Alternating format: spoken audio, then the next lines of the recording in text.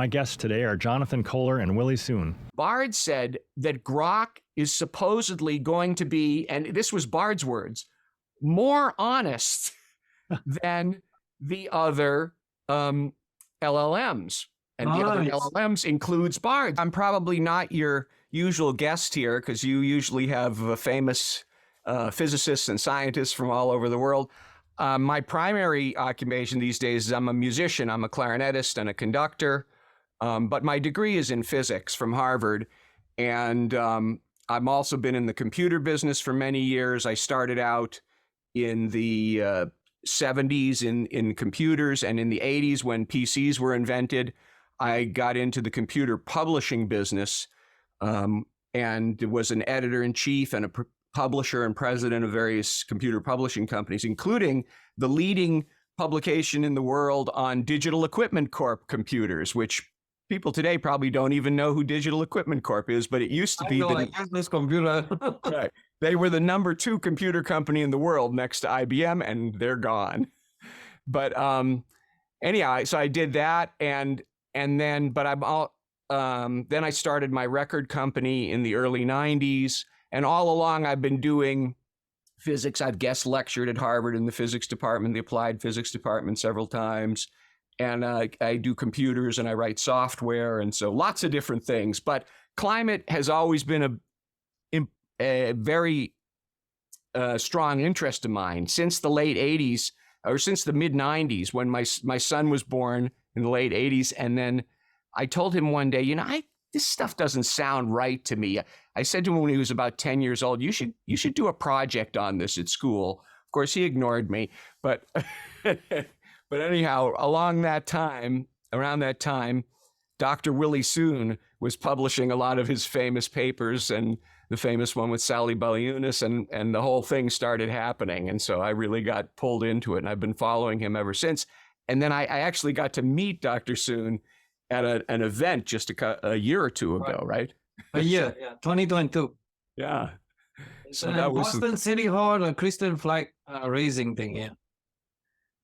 Yeah, it was a really great event. That was a Supreme Court case, won 9-0. 9-0. Hold on. I got some. Oh, look at that. Nice. We got that. We won that case. So my latest project that I did is a couple of years ago, just around the start of COVID, or just before the start of COVID, I wrote a new software package called Cohler Classical, which is sort of the leading software for recording, editing, mastering, and mixing of classical music, which is a very small and unique market, unlike all the other DAW software that you see out there. So I titled this Lies, Damn Lies, Climate Science and Artificial Intelligence because it comes from a famous phrase that's been popularized that nobody really knows exactly where it came from, but it's the lies, damn lies, and statistics. It was made famous by Mark Twain, of course, but he attributed it to this guy who was named Lord Beaconsfield, who was a 2-time Prime Minister of England and founder of the Conservative Party, interestingly enough. And when he was 90, he was born in 1804, sorry. So when he was 91 years old, he wrote to the Times. And by the way, the Times meant the Times of London. They didn't bother to say of London because they figured nothing else existed than London, right? So he said, there are 3 degrees of veracity. And that viz is a short word meaning, and they are lies, D, long hyphen D lies. When I looked at that, I said, what is that? Is that a typo? That's the way they actually printed. They wouldn't print the word damned because you're not supposed to say that. So they printed D hyphen D lies and statistics. So he's one of the guys who said this. If you look around, you can probably find some people who said it a little bit before him, but that became a very popular phrase. And I call it that because we're going to be talking about all of the lies that have appeared in climate science and are now being magnified to the nth degree by AI. So you first need to know what a lie is, because everyone wants to say, oh, it's not a lie, it's not a lie. Well, Okay, let's see what a lie is. A lie is an untrue statement with an intent to deceive or to create a false or misleading impression. That's a lie too. Because remember, throughout this talk, you'll see one of the things that they do is they try to redefine words everywhere. Because if you can't win an argument, you change the definition and then you've won automatically. And so that keeps happening over and over and over and over. And even people who are on the right side of these arguments are often giving in to these redefinitions, which is a bad idea. So you'll notice, by the way, that every time I mention climate science, I have it in quotes because I don't consider it a real science. Sciences are like physics, chemistry, you know. Climate science is a name that they've slapped on this massive thing where people now claim to be quote unquote climate scientists because they couldn't get a real degree in something else. And they don't have a great knowledge, as Richard Lindzen said in one of his recent speeches. But anyhow, so an assertion of something that's known or believed by the speaker to be untrue with an intent to deceive. So we're going to see this all the time. Truth, on the other hand, this is the other way they get around it. You redefine what truth means. There's a reason that since 1250 AD, truth has had a specific meaning. It's not just a matter of telling the truth. This guy Bracton, on the Laws and Customs of England in around 1250 AD, said, here's what we got to do. Okay, this is the Latin. I won't read the Latin for you because I'm not very good at it. But the English translation is, likewise, it must be known that in every oath there must be truth, the whole truth, and above all, truth as to the matter proposed. In other words, on the subject we're talking about, don't change the subject, and only the truth. And right there, you'll see, if you understand that, you'll see virtually all the tactics of the people who are not telling us the truth. And we say it in court today, we simplified it to the truth, the whole truth, and nothing but the truth. That leaves out, of course, the truth as to the matter stated. But so here's where it all started, right? As everybody knows, I probably don't have to introduce this graph. This is when the nonsense started in 1998, 99, with this graph showing massive error bars, but then summarizing it down to a slowly decreasing pink line, and then this red thing, which, as we know, was a grafted set of two different pieces of data, one unreliable tree ring data grafted on to some recent unreliable thermometer data, which, by the way, I'm going to talk about a little bit. The thermometer data, as Dr. Soon, or if it's okay if I call you Willie, has proven is very unreliable even as it is. He's done this extensive analysis with the Connolly showing that it could account, that the North American thermometer data could account for 40% of the so-called observed land warming. But so this thing came out, and it was very quickly noticed by some smart people, especially Stephen McIntyre, that it wasn't really a hockey stick. And it was also recognized by this guy named Willie Soon, who pretty shortly thereafter published a paper, Soon and Baliunas 2003. And they went around and studied and looked at proxies from all over the world and said, it's not a composite, but they determined, looking at this, that it establishes that indeed the Little Ice Age and the medieval warm period do exist, like hundreds of studies before that. There were certainly more than 100 studies prior to that that said the same thing. And in fact, that the 20th century warming is probably not the warmest, nor a uniquely extreme climactic period of the last millennium. You know, there are some very simple studies, actually, that people don't talk about much, but one of the lead authors of the IPCC published a simple study where he looked at a few of the different ice cores and just did a quick mathematical calculation of the average standard deviation from century to century over the last 10,000 years. And while that's not a measurement of global temperature, it is a fair indicator of change in global temperature, which is all he was reporting on.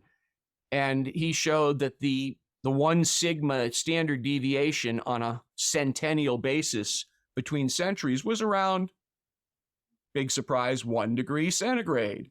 That was the average change every 100 years over the last 10,000 years. But now, unfortunately, that hockey stick, as we all know, incorporated lots of errors in it. And so McIntyre and McKittrick that same year came along and said there were collation errors, there was truncation, unjustifiable extrapolation, some of the data was obsolete, there were location errors in the geography, there was an incorrect calculation of principal components, that was fundamental mathematics, there were quality control defects, and most interestingly, that the actual algorithm that was used to calculate it almost would produce hockey sticks pretty much with red noise. Because you could feed red noise into it, and most of the time you'd get a hockey stick out. And that was in McIntyre and McKittrick's paper in 2004. Came to be just known as M&M amongst the climate people. So this then led, in 2005 and 2006, David Deming published an article in 2005, and he talked about a paper that he had done in 1995,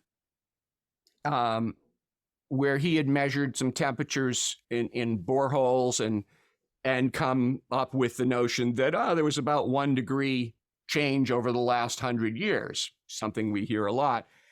And he got it published, and so he got into the community, and then he was very shocked when somebody called him up and said, we have to get rid of this medieval warm period. But it was even worse than that.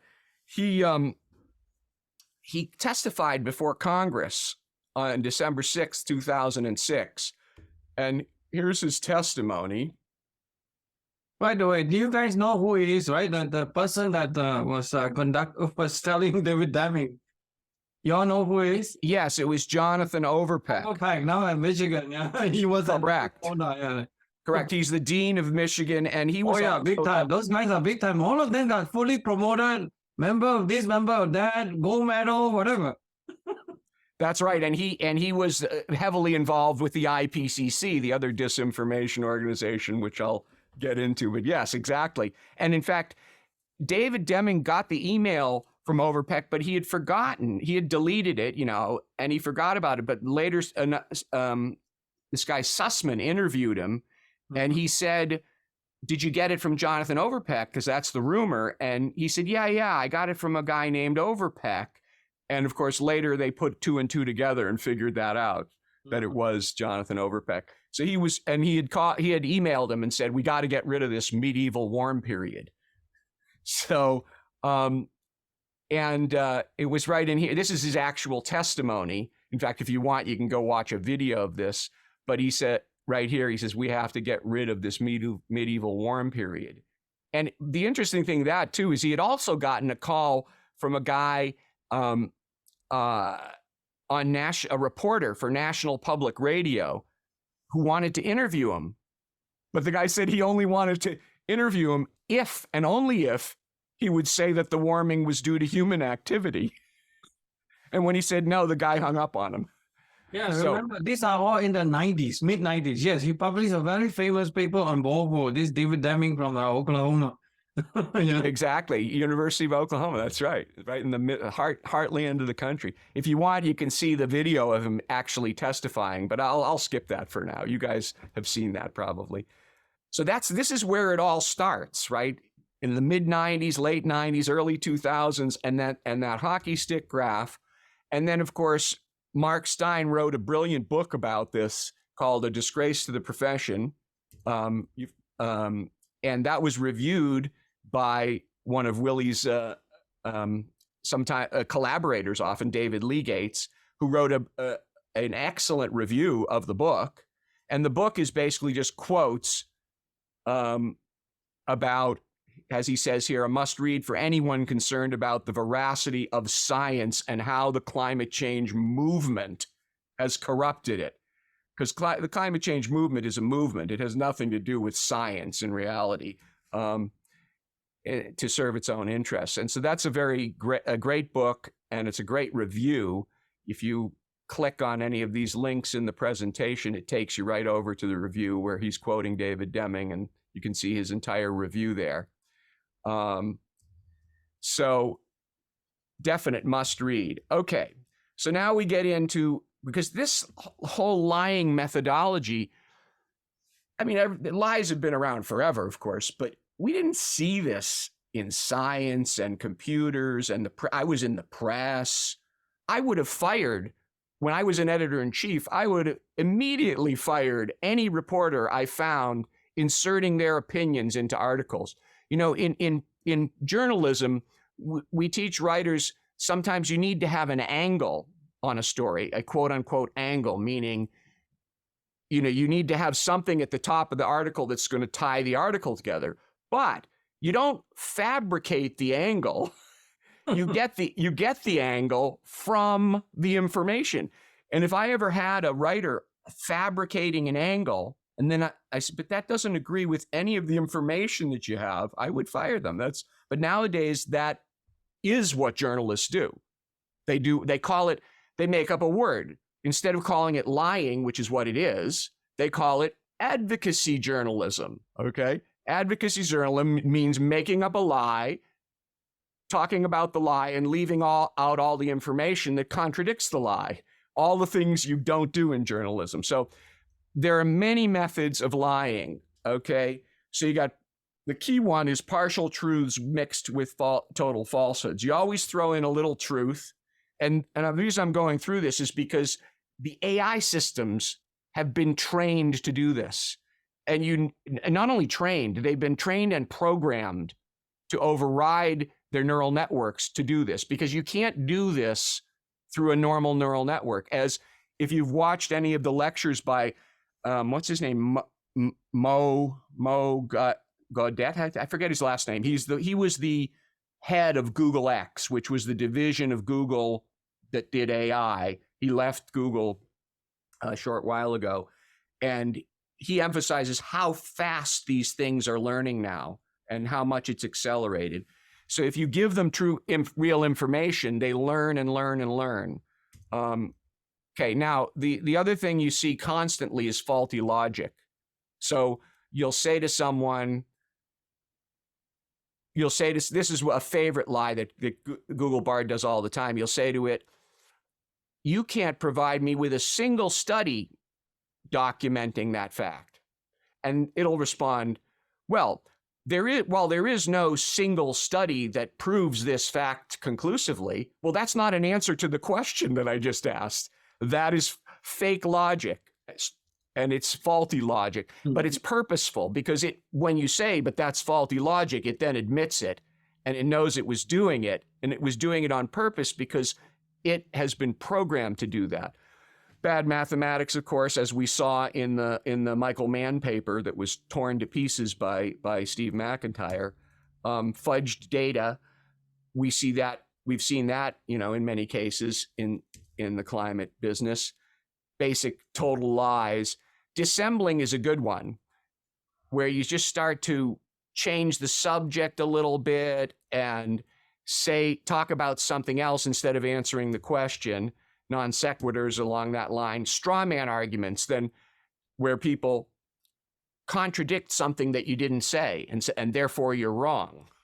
Okay, and favorite one that was promulgated by Hitler's Goebbels, Joseph Goebbels, was repeating a lie over and over again so that it becomes the truth. So that's why we hear over and over again every day, climate change causing extreme weather. A total and complete lie. There's never been any evidence for it.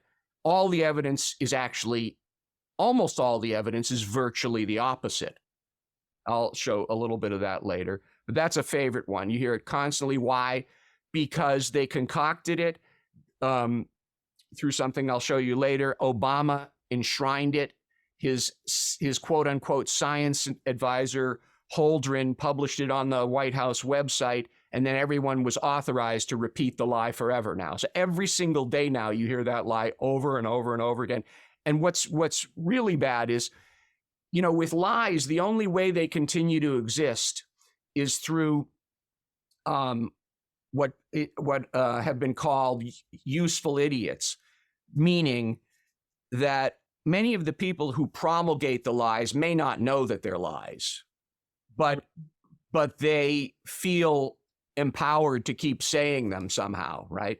But certainly the people who created the lies knew they were lies. And certainly any scientist who's had, a basic physics course knows that they're lies. And so when you hear people promulgating this stuff and saying this nonsense that we have now proven, I heard a speech by Michael Mann the other day on YouTube saying that we've proven that you can attribute the fact that single weather events were made more severe and more likely by climate change. And we've proven that using computer models. That statement in and of itself is obviously false, can't possibly be true. And here's why. I'll get into this a little later, but it was the same kind of argument. I'll tie it back to something in music.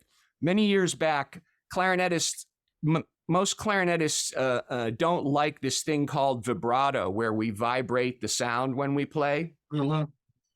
And so lots of them were talking on these boards and saying, well, here are the scientific reasons why vibrato is not good on the clarinet. And they literally were talking reams and reams of posts and hours of stuff. And I came and I said, you understand that this is false, first of all, and it's totally absurd because you don't even have to talk about it, because what sounds good is a matter of a subjective decision made inside a person's head. Mm-hmm. You can never prove a subjective phenomenon with an objective argument. Doesn't matter what it is, doesn't matter what the thing is, because subjective things are not objective, okay? And so you cannot prove that a weather event was made worse by using a model, which is simply a representation of a person's beliefs, which I'll get into in a minute. That's one of the words that we've allowed to be co-opted by people. And even a lot of our friends use this word with great reverence, and I'd prefer to call it sloppy programs written by grad students. That would be a better name than model, because by calling it model, you're implying that it's something really cool. You build a model of an airplane at home, a model of a train. That's something that's really a fine piece of artwork. The climate models that we talk about, which I actually worked on software that was one of the major precursors of the climate models. They were called finite element models, and they're used to solve partial differential equations. So they were used going back into the 70s and 80s, and they're used to this day to model, how airplanes will vibrate and whether their wings are going to fall off when they fly. And you break it up into finite elements. So repeating a lie over and over again so it becomes the truth. I'll get back into that. Fabrications, complete fabrications. This goes on constantly now. Oh, wildfires are getting worse. No, they're not. Not only are they not getting worse, they're getting dramatically better. I mean, wildly better, if you want to use a term, okay? And the circular arguments, that's another favorite.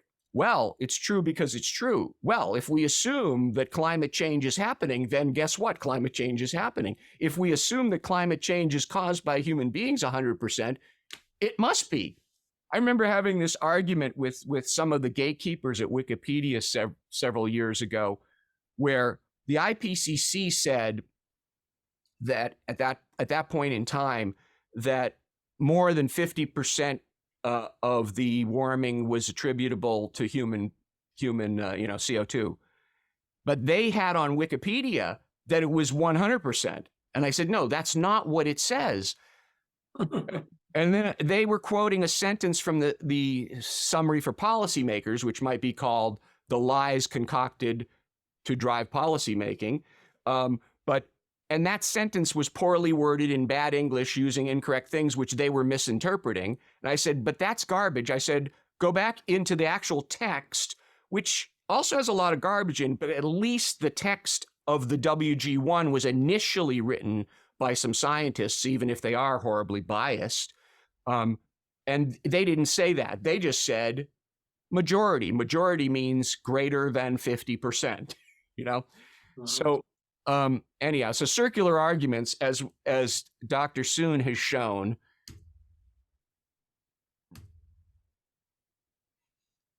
he's proven this theory that circular reasoning works because circular reasoning... That meme is very powerful, actually. That really makes sense if you look at it.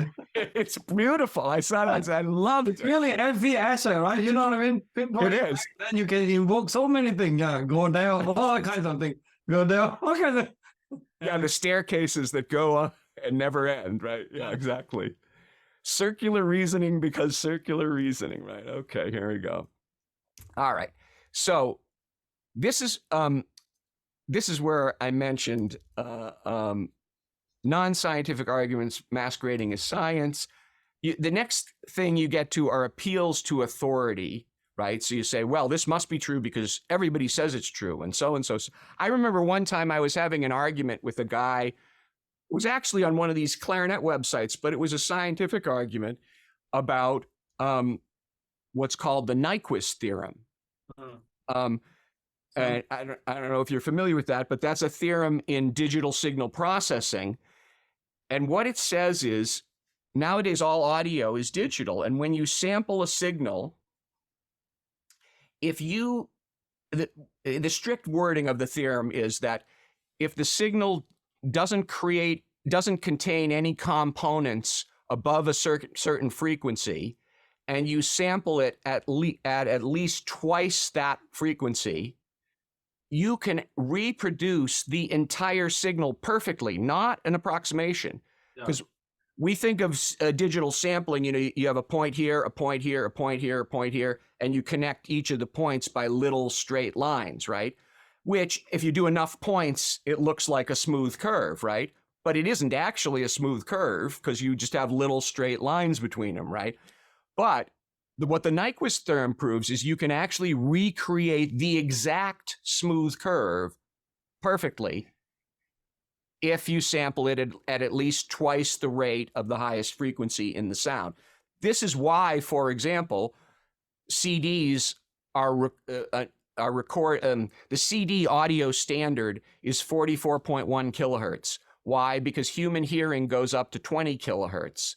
And if you double that, you need 40 kilohertz. And they added a little bit extra because of numerical considerations in the algorithms of A to D and D to A conversion. So they added a 4.1K extra sideband so that you can reproduce sounds that human beings can hear perfectly, okay, using 44.1.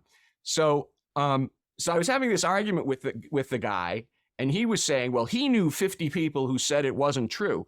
I said, and they had this credential and that credential. I said, this theorem was proved, I don't know, 150, 200 years ago, right? Sometime in the mid 1800s, I think, by a guy named Nyquist. That's why it's called the Nyquist theorem. And I said, you can tell me you know a million people who know it's not true. They're all wrong, and it doesn't matter how many of them there are. The number of people who agree on this is one of the principles that I teach my students. I call it Cohler's first axiom. I say, to simplify, most people are wrong about most things most of the time. And my first corollary of that is, the larger the number of people who agree on something, the more likely is that it's wrong. Now, of course, this is a big generalization, and it's just sort of true in a funny kind of way. But when you're talking about things that people agree on, not because they know something about it, but because they've heard that other people agree on it, then that's absolutely true, because you have a large number of people who agree on climate science and climate change, and they know nothing about it. You ask them, well, could you tell me what science you're referring to? No idea. appeals to. This is why my good friend Christopher Essex always asks all the reporter who wanted an interview or demand an interview from him is that he just said, before I take the interview, you please tell me what is the Navier-Stokes equation. He'll stop them right there. Right there, exactly. That's the way to do this. I'm just kidding. Yeah, and you always know these people who don't know what they're talking about because they start using words like debunked. Yeah. Oh yeah, debunked by who, what, when, where, and English. how. Right? Good point, Jonathan. I was watching a video by this guy on YouTube the other day, named Rosh or Josh, who was claiming to debunk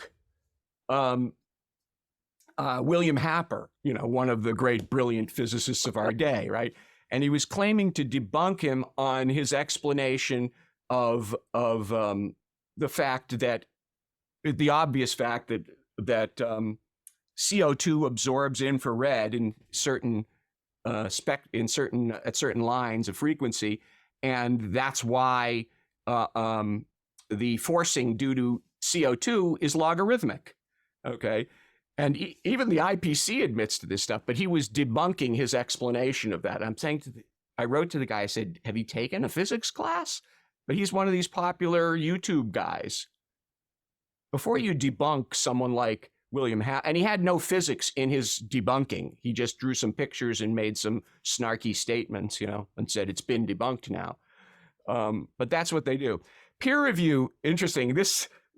We just shared a bunch of emails on this. This didn't even exist in the old days. You go back, I don't know, even less than 100 years, it probably started, about 70 something years ago, 80 years ago, right? So it didn't even exist. And unfortunately, the idea behind it, of course, was, well, let's have other people who know the subject check the work. But in fact, that's not what happens today. Nobody has time to check the work. They don't look at the data. They don't look at the methods. That's why people like Stephen McIntyre come along and he looks at the data, or people like Dr. Willie Soon comes along and he looks at the data, and looks at the method and then says, wait a minute, this doesn't add up. This data was wrong, et cetera. So peer review doesn't do what it's supposed to anymore. And I'll show an interesting article about that. Consensus, of course, is complete nonsense. I love this one. IPCC has invented a new one, declarations of unequivocality. As I think it was Ivan Gaver said, he used to belong to the APS, the American Physical Society. And at one point, I love the way he said it. He said something like, at one point they declared something in physics unequivocal. And he said, okay, so I resigned from the APS. He said the mass of the proton is not unequivocal. How can something as complicated as anything having to do with climate be unequivocal? But that's what they do now. There are 37 declarations of unequivocality in the latest political, governmental, non-science thing called the IPCC assessments, which I'll show you in a minute. Smear campaigns. Willie knows all about this, okay? All kinds of nonsense, which ad hominem attacks and complete nonsense that has nothing to do with science. Publications of the ICC are all littered with fake stuff. The interesting thing about the IPCC is that as a compendium of references to actual science, it's somewhat useful because you can go in there and find bibliographical references to lots and lots of studies. But you got to be careful because you then need to go and find all the things they left out because the stuff they've left out is very strategically left out. Yep, that's the problem. This is why I no longer want to make the statement like Lindsay and some normal people would say, oh yeah, they're still useful summary. No, they're not even useful. They're dangerous, actually. Totally. I would categorically say that, yeah, I will avoid IPCC because it's going to be so misleading. I point to an example, right? I mean, on the solar stuff, they cited 6 times less literature than even me. I mean, that was even not comprehensive. You know when you get in. So I do not declare that I know everything. All I know is that IPCC definitely is not doing a job. That's it. That's right. And they only bad things have become. when it comes to total solar irradiance, yeah, exactly. They only mention this one reconstruction. And as you point out beautifully in your recent article, you had 27, I think it was, different reconstructions of TSI. And you then looked at what are the most likely ones, and the most likely ones could account for virtually all of the observed warming. That plus the bias in the ground state. Oh, that's just so obvious. I mean, again, we didn't use that to make a conclusion that we found this and that. All we do is pointing out the trivial stuff. How can a problem that is so complex and hasn't been resolved, and you guys just want to sweep it under the rug, make a full declaration just for political reason? It's so obvious, but people need to see this, though. People really need to see this so that they will really realize that, how incredible and non-credible IPCC is. Well, this is one of the major areas that they've programmed the AI to lie in. And they were lying so profusely and so obviously. And I started banging on it about Bard about 5 months ago, let's say, 6 months ago. And they've made some changes to make the lies a little bit more subtle, because they obviously have seen what I've been doing. In fact, they've deleted some of my conversations because they didn't like what it was coming up with. But I'll show you that in a minute. But yeah, the publications of the IPC are governmental political documents. And this is another favorite. And this is why I put I'm sorry, I forgot his name now. What was the name of this physicist, Willie? Oh, Sir Arthur Eddington. Eddington, okay. So measure the general relativity. Yeah. Right. So he's the guy. So model output is never, let me start with, model output is never evidence of anything, because it's just an output from a computer program written by grad students. And nowadays, as we know, the IQs of grad students have dropped dramatically from 30 and 40 and 50 years ago. And so it's sloppy stuff. And even if it were perfect stuff, it would still not be evidence. Why? Evidence is empirical. It's the kind of stuff that Willie Soon looks at, that the Connollys look at. It's actual data. You look at data. You don't write a program. Think about it just from a metaphysical standpoint. You write a piece of code. You're telling a computer exactly what to do, line by line. You give it instructions. So all that is a reflection of what you believe it should do. It's your beliefs. So that's all a model is. Now, models can be used in science as a great help. They help us conceptualize. Sometimes they can give you ideas, right? They can show you how something moves that you couldn't think of without, doing it. But they don't prove anything.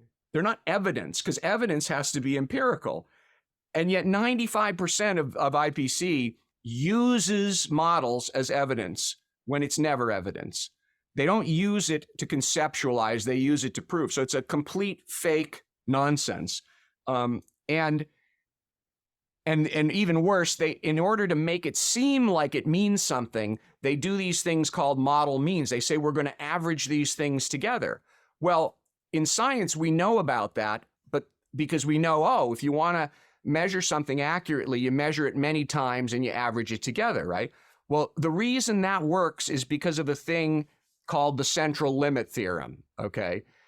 And the central limit theorem says that if you have a bunch of independent measurements, okay, they have to be IID, they have to be independent measurements, then if you add them together, your the mean of the sum will approach the actual measurement. They also have to be not only independent, but you have to be measuring something that has the same expected value each time, right? So, and then it'll come to a normal distribution, and its average will, as you grow to infinity the number of measurements, it will approach the expected value. Okay. These models, first of all, are not independent. 50% of the code in these models is shared amongst all the models, okay? 50% of the code, okay? They're not even vaguely, distantly orders of magnitude close to being independent. Forget about the code for a minute. They all share these things we call principles of physics, right? Now, they don't know what all the problems are because they can't possibly know, but they do contain in them various basic principles of physics, the same principles in each one. So these are not independent measurements. The codes are full of bugs. It's shared stuff. And we know for certain with 100% certainty that the models don't work. And I'll show you one of the more egregious examples. So you know you have pieces of code that don't work at all. They've never matched anything. And this lies about hindcasting. It's complete nonsense. You can fit, it's basic mathematics. You can fit any curve in the world if you give me 10 parameters. These models contain over 200 individually tweakable, non-physics related parameters. I don't think most people understand that. So these are badly written pieces of code written by grad students with low IQs that produce meaningless garbage, and yet they're cited every day. The models. You know, it's complete nonsense. Now, the reason I put up Eddington here is a good model is one that gives you unbelievably precise answers. For example, Einstein's theory of general relativity. That's a very good model. Equations are models, remember, right? Mm-hmm. And a computer program is just trying to do what equations do, right? So Eddington came along and said, well, look, if his theory is true, and even though light doesn't have any mass, space-time is curved, and light should curve. And if you go into Einstein's theory, you can actually calculate the amount that it should curve. And it's a really tiny amount. In fact, the measurements of the amount are so small that with a 32-bit computer, you couldn't measure it, because a 32-bit computer is only about 8 significant digits. And the amount of curvature that we see of this light, when you look at this, he was looking at an eclipse of the sun and then looking at the light coming from distant stars around the sun and so forth. And I think it was 1.75 arc seconds was the amount, which comes out to, if you do the math and how it's calculated, it comes out to like 0.000000175, which on a 32-bit computer is equal to 0 in floating point. Right. Okay. Most people don't understand floating point, fixed point, but so he obviously didn't have computers back in 1919 when he did this. So he must have done the calculation in some manual fashion. And I think he used a photographic technique. But the fact that he was able to calculate it and then realize it matched exactly with Einstein's theory to 10 digits, to 12 digits, whatever number of digits it was. Unbelievable. That's a good model. And by the way, that model we know is not correct, but it's good out to probably 14 digits or maybe 18 digits. It's good as double precision 64-bit computers can do nowadays. Okay, so then we get to consensus, this nonsense, which even Aristotle in 350 BC, how many years ago? 2,400 years ago? So he knew that this was a logical fallacy. And the 11th century philosopher, Hytham, who was sort of I think he's attributed as being one of the creators of the modern scientific process. Right. Christopher Monckton's favorite. They always quote this guy. Oh, he quotes Hytham? Oh, that's... Oh, we quote him all the time, actually. I've written several articles with Christopher. He always invokes Hytham. I'm just telling you. That's great. I didn't know that. Beautiful. I mean, just think about it, right? You know, people already thought about this thing with such clarity. And then we have all this mess that is created by this postmodern nonsense.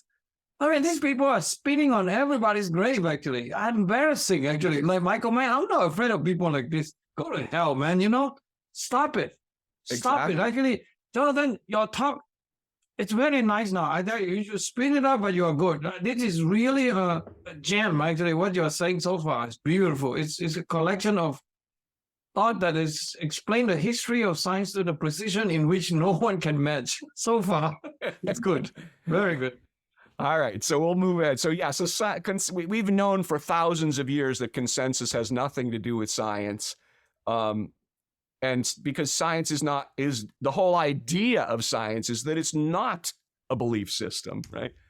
Okay, so the 97% came from this thing by a guy named Cook, where he said among abstracts expressing a position on AGW, 97% endorsed the consensus position humans are causing global warming.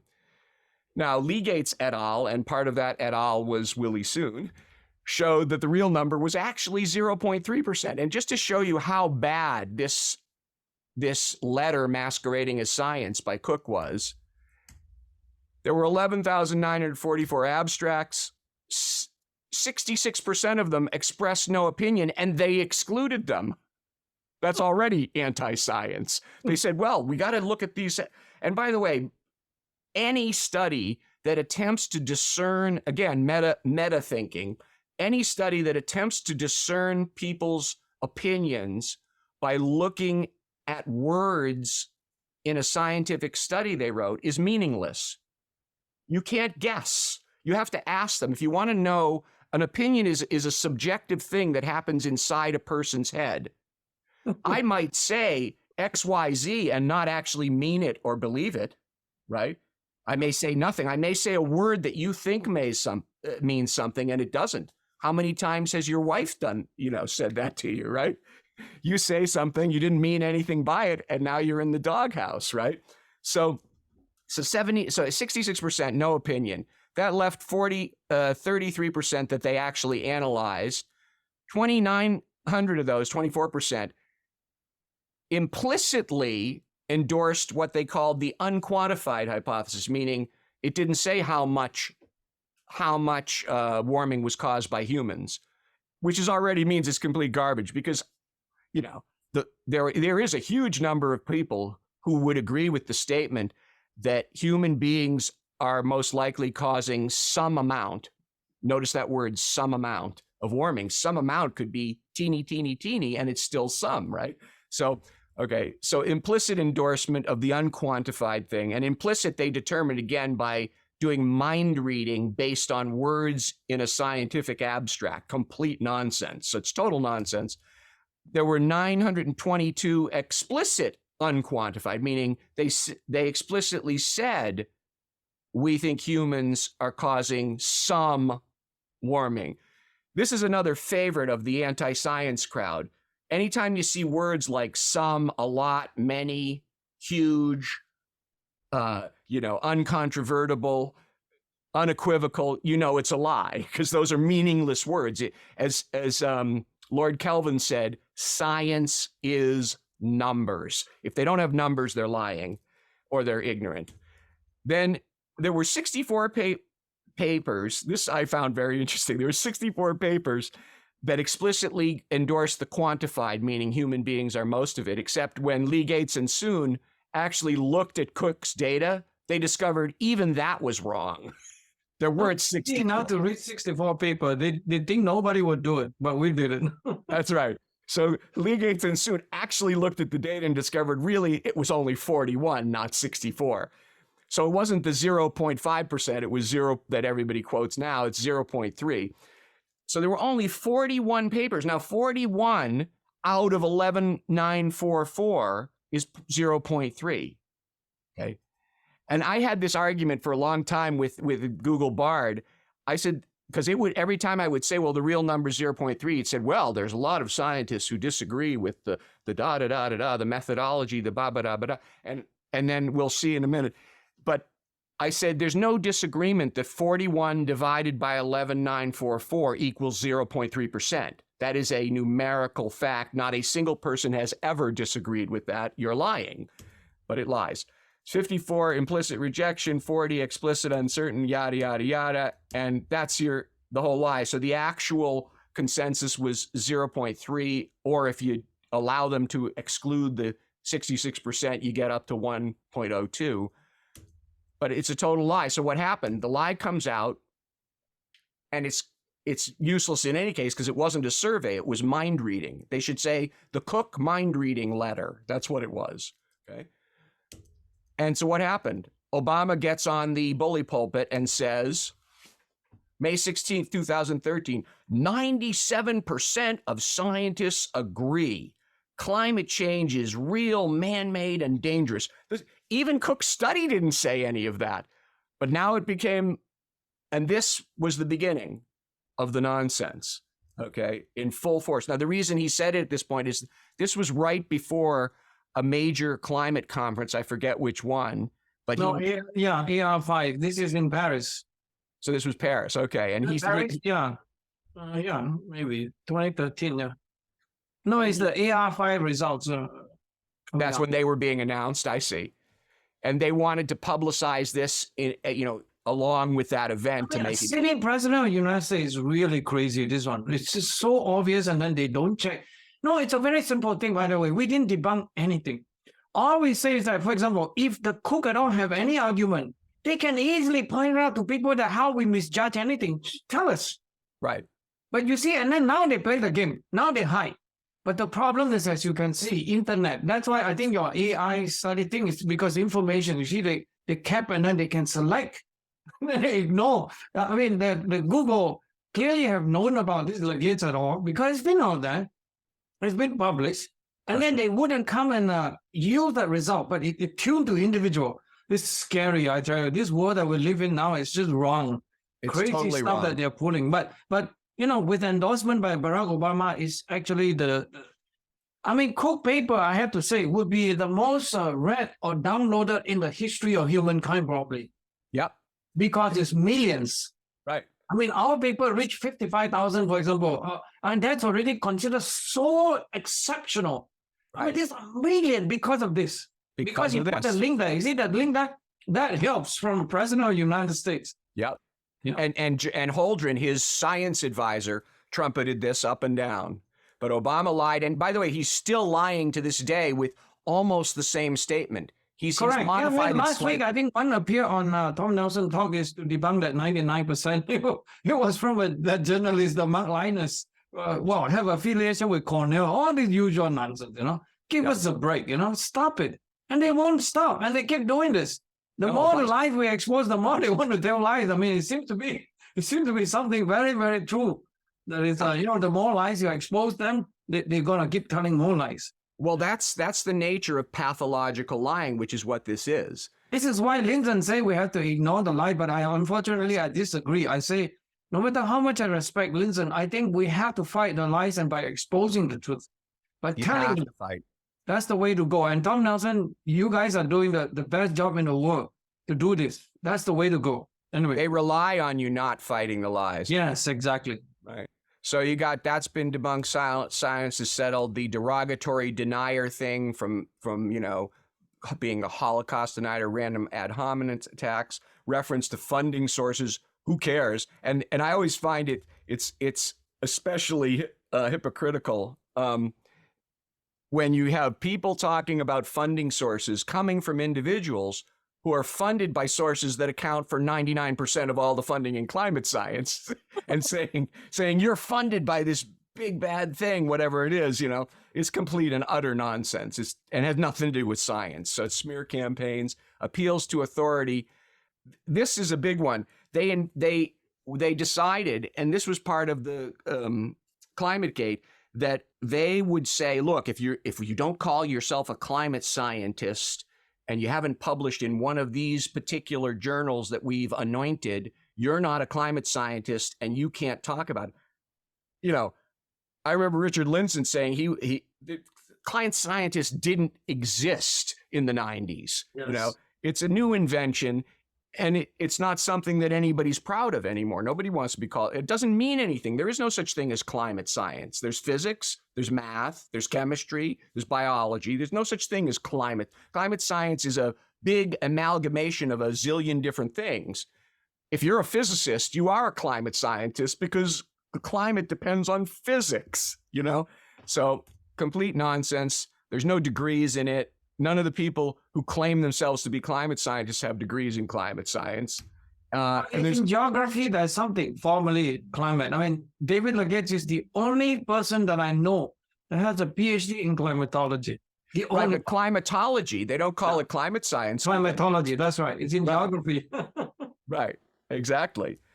There may be a climate science degree somewhere, but certainly when I looked around, you certainly don't find it very easily, right? Because it's not a serious thing. And okay, so now we get to the ultimate irony of this term consensus climate science. It's defined by the IPCC, which is not a science organization. It's a government organization. And yet that's consensus climate science. Again, this is the redefinition of words. People don't know what the IPCC is. And when I used to ask Google, it would tell me it was the leading scientific organization in the world with peer review and this and that and the other thing. And everything it said was a lie. And I've hammered it over and over again for weeks. And now they have reprogrammed it so it says something slightly different, but it still lies. What people don't know, it was founded by the WNO and the UNEP. Its members are countries, not scientists. Countries are the members of the IPCC. There's 195 member countries. There's not a single scientist who is a quote unquote member of the IPCC, okay? It does no scientific research at all, zip, zero, nothing. No original scientific research is done. So it's not a science organization, okay? No more than that's like saying that PC Magazine is a computer company. Right. I used to be director of development of all the publications at Ziff Davis, and I was editor-in-chief of the digital one, but then I became director of development of all of them. PC Magazine was one of our magazines. That's a magazine. It's not a computer company, okay? So IPCC is not a scientific organization. And furthermore, the scientists who do work for the IPCC is a tiny, tiny, tiny, tiny number. I would see these things coming out of Bard saying thousands of scientists from all over the world have done complete lies. Not only complete lies, lies by 2 orders of magnitudes or more.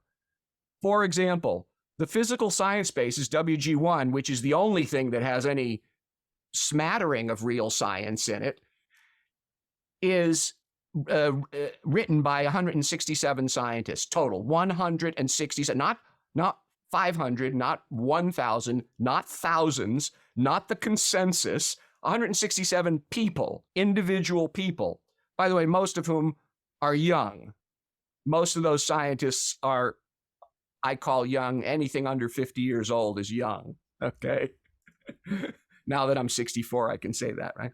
So, and by the way, virtually all of them work for and are funded by governments, okay? And now, that leaves you, there's 13 chapters in WG1, so that's 13 authors per chapter. Just 13, not 100, not 50, 13. And you want to know how many, do you know, by the way, Willie, do you know how many lead authors there are on the human influence chapter? Actually, I never count them, so please illuminate. 11. So there's They say 11. thousands and thousands of those scientists, right? They always use the phrase. Thousands and thousands. 11, not even 1 dozen. Okay? Man, that couldn't make Dunkin' Donuts. That's That couldn't make it, man. Dude, I'm sorry. You failed, buddy. So now all of these assessments, otherwise known as an assessment, is one of these fake words used to cover up the fact that it's an opinion. Okay? Assessment sounds cooler than opinion. Remember, redefine the words, use fake words, use words to mean the opposite of what they mean. So these assessments, otherwise known as opinions, are made by 11 people, not even 1 dozen. So, and then they do, and by the way, every single word of every single chapter receives final approval by who? Scientists? No. By governmental representatives of the employer governments. Okay? So this is a report approved by governments, staffed by governments, with hand-picked scientists who work for the governments in tiny, tiny numbers, formulating their opinions on stuff that they've chosen to look at. By the way, can I throw in one small little quick one? Yeah. I was invited by the government of Indonesia to go give talk back then, right? Yeah. And I can tell you that all the people in charge of the science, they all basically treat me like a friend. But don't believe this thing. I'm very sorry to say this, but it's true. It's the truth. None of them believe, but they all had to follow the government. They all go for vacation, basically. Right. All this meeting, the COP meeting, that is coming up in, I don't know, this one, where is it now? It's going to be in Dubai or somewhere. COP 28. None of them believe in any of this thing.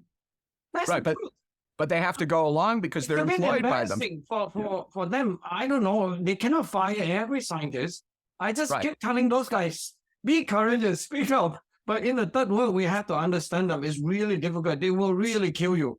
You will put you in jail. You can't say nothing. I'm so glad that I'm in America. I'm a free man, free scientist. I can say whatever I want. That I won't go to jail for it. You know what I'm saying? Absolutely. But those guys are in trouble. They can't say nothing. That's all. That's a really great point. And so sometimes what you're basically saying is sometimes some of the people who are lying are being forced to lie. That's yet another. Oh yeah, aspect even of worse, lying. they are forced to lie. That's right. Right. Exactly. That's interesting. But I just found it amazing, and I don't think most people, even in the science business, know that this chapter that is driving all of this nonsense throughout the world was written by 11 people. 11 people. And then edited by about 20 or 30 governmental representatives. That's it. Okay. So now, peer review, interesting paper that I think you shared the other day, right, is 5,400 retractions, up from 120 in 2002. That's and there's an interesting story by this John Ioannidis from 2005 showing why most published research findings are false, and they're basically, measures of the prevailing bias. And I found this other interesting article, I won't go into it now, but called The Rise and Fall of Peer Review by this guy, Adam Mastriani. Very, very good article. I think he's a hard left-winger, but the article's very good. It goes through all the failings of peer review very systematically. It's basically a peer review system now. It's a very sad thing.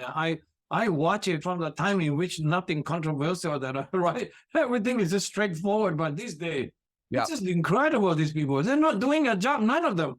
The editor, the journal, everybody is failing.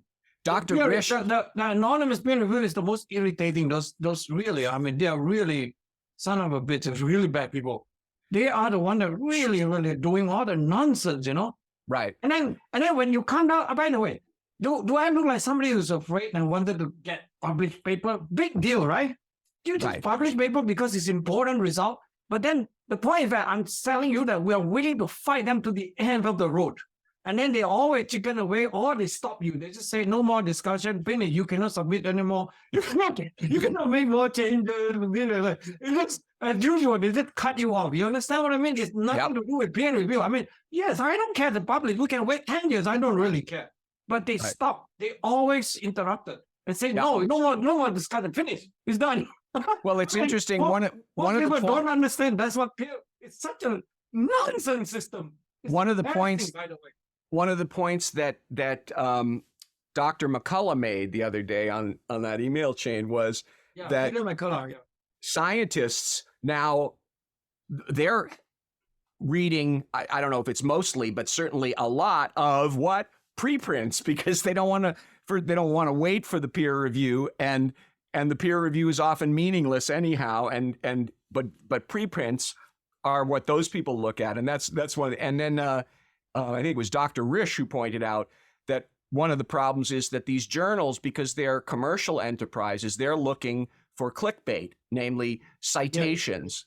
They need stuff that's going to get cited. So if you say something that's politically hot, they know it'll be cited a lot. If you say something that's not in the political spectrum or not on the right side of it, you won't be. So and it doesn't catch errors and fraud, as we've said. They are not required to submit their data. In fact, when one editor started asking authors, half of the authors declined and retracted their own stories, their own studies. It encourages bad research. Scientists don't take peer review seriously. Preprints are very popular. And here's what Sidney Brenner, who was a Nobel Prize winner 2002 in medicine, said, I don't believe in peer review because I think it's very distorted. And as I've said, it's simply a regression to the mean. Peer review is hindering science. In fact, I think it has become a completely corrupt system. That's a good summary. Beautiful. I'll say. Okay, so here are the basic climate lies. Wikipedia says, the current rise in global average is more rapid than previous changes. No, it's not. And is primarily caused by humans burning fossil fuels. We don't know that. In fact, it's most likely not primarily caused by that. Global surface temperature has increased by about a degree from 1850. This is the IPCC now, WG1, and by 1.09 up to the most recent decade. Now, the reason I put this in as a lie is because this gets back to the fact that the whole notion of a global surface temperature is a fake. Yeah. Okay. There is no global surface temperature. That's a made up abstract number. And we don't have thermometers on but maybe 25% of the Earth. And even there, we don't have virtually any thermometers north of 60 and below 60. So if you were to measure the temperature of a two-dimensional surface, you can't. Why? Because a two-dimensional surface is two-dimensional. It has no volume. Temperature, of course, is a property of three-dimensional things because you need molecules. So measuring even if you could perfectly measure the quote-unquote average surface temperature, it would still be a meaningless number. So talking about it is meaningless. What's much more meaningful and does actually have meaning is the satellite measurements, because why? They're measuring the temperature of a volume of space. There you can measure it, and they're looking at oxygen. This is the big lie, of course.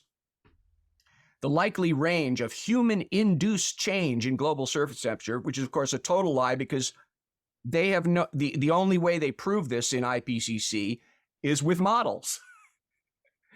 Models that's your circular reasoning. The model is their belief that humans have caused this. So they program the models to say that it's caused it. And then they've proved that they've caused it because circular reasoning works. It's total circular reasoning. Okay. There's no signal. And as we've said, the amount of the warming of 1 degree is what we've observed every 100 years for the last 10,000 years, not all warming or cooling.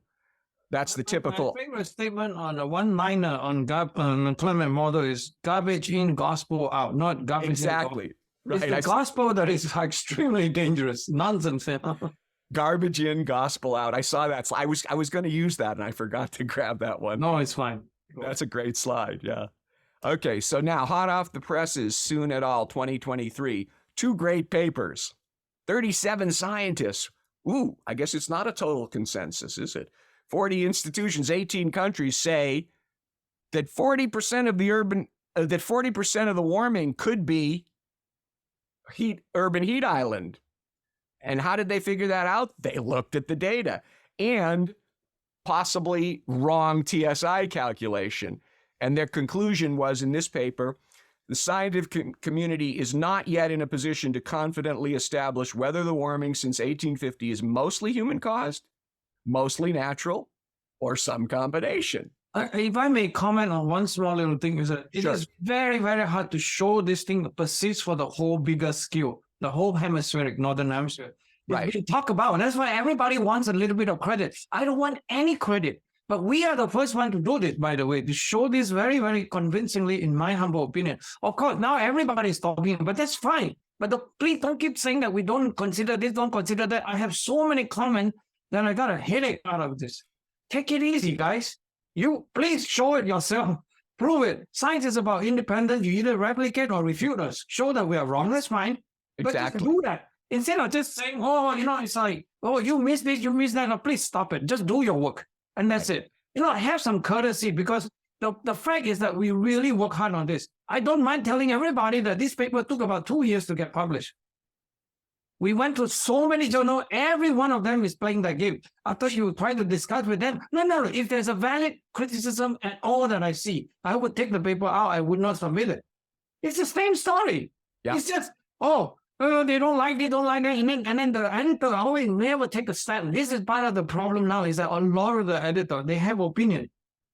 And they won't take a stand on this topic.